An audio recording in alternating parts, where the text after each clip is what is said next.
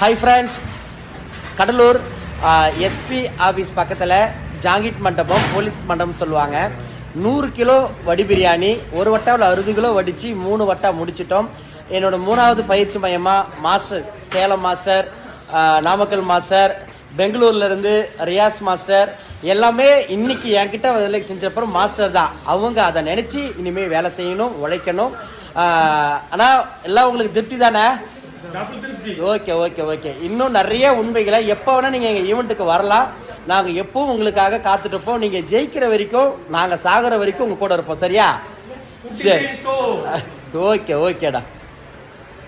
ரேசனா, குட்டி பிரியாணி ஸ்டோர் 3வது பயிற்சிக்கு வந்திருந்தீங்க, பெங்களூர்ல இருந்து வந்திருந்தீங்க. நீங்க வந்ததுக்கான ஒரு அந்த திருப்தி கிடைச்சிச்சா? நாங்க சொல்லி கொடுத்தது ரொம்ப நல்லா இருந்தது.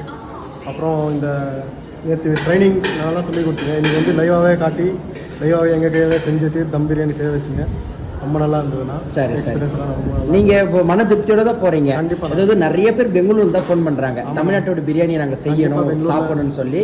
நீங்கள் ஒரு அவங்களுக்கு ஒரு ஆதரவாக நம்பிக்கையாக சொன்னீங்கன்னா அவங்க கண்டிப்பாக இந்த ட்ரைனிங் வருவாங்க. இந்த வீடியோ பார்த்து நிறைய பேர் பெங்களூர்லேருந்து கண்டிப்பாக வராங்கன்னா, அவங்க கண்டிப்பாக தெரிய வராங்கன்னா. நீங்கள் எந்த ஊருண்ணா? பெங்களூரில் electronic city. Electronic city. Okay okay, super, நன்றிண்ணா. Thanks sir.